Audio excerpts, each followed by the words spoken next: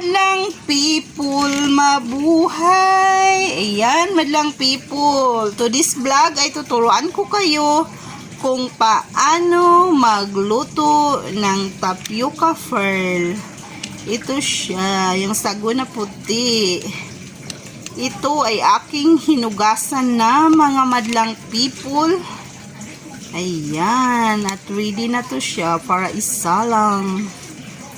Kasi ako ay nagpapakulo pa ng tubig. Ayan, madlang people, nagpapakulo tayo ng tubig. Ayan, para ilagay natin dito ang tapioca pearl kapag kumukulo na siya. Ayun guys, kumukulo na mga person, kumukulo na ang ating tubig at ilagay na natin ang tapioca. Yan. Yan. At kailangan mong ganyanin. Haluin mo siya.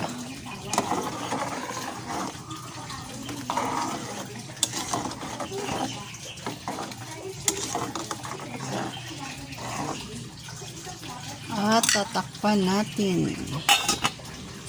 We're cooking for 10 minutes. Haluin mo siya mga guys para hindi magdikit-dikit. Yan oh. Para hindi siya magdikit-dikit.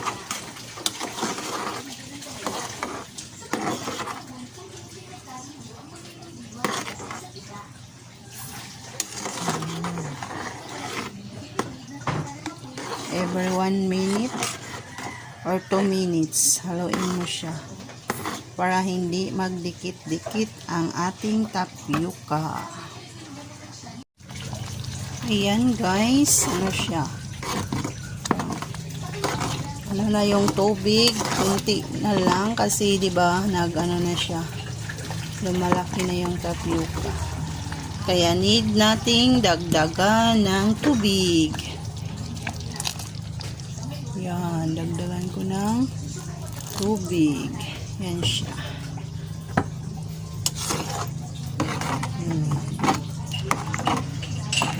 At i-cook pa natin siya ng another 5 minutes.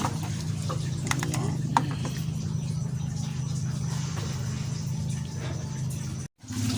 Natod ko sa estudyante mo. Ayan mga guys, yan siya, kunting kimbot na lang at maluluto na siya. Yan.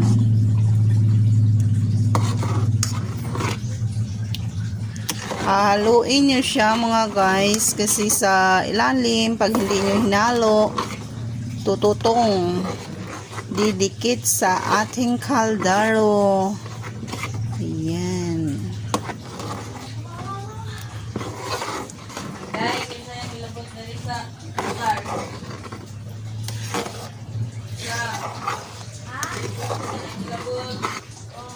Ayan.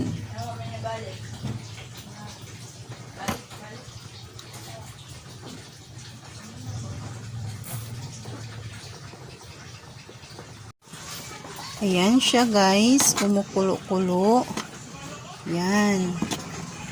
Ito, half na yung ano niya. Dito ko nagagandahan guys, pag hinuhugasan ko yung tapioca, sa pagluluto nito is, madali lang siya maluto, o diba? Ang bilis niyang lumambot. Malambot yung tapioca pearl. At ngayon ito ay tatakpan natin at patayin natin yung ilaw.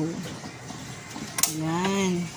I-rest natin siya ng 30 minutes bago natin hugasan mga guys. Yan. Ayan na guys, ang finished product. ng aking tapioca pearl na pagluto. Yan. Hinugasan ko na to guys ha. Ayan siya. Ayan. O diba? Salamat sa panunood mga madlang people. Just keep on watching on my next vlog. Bye-bye.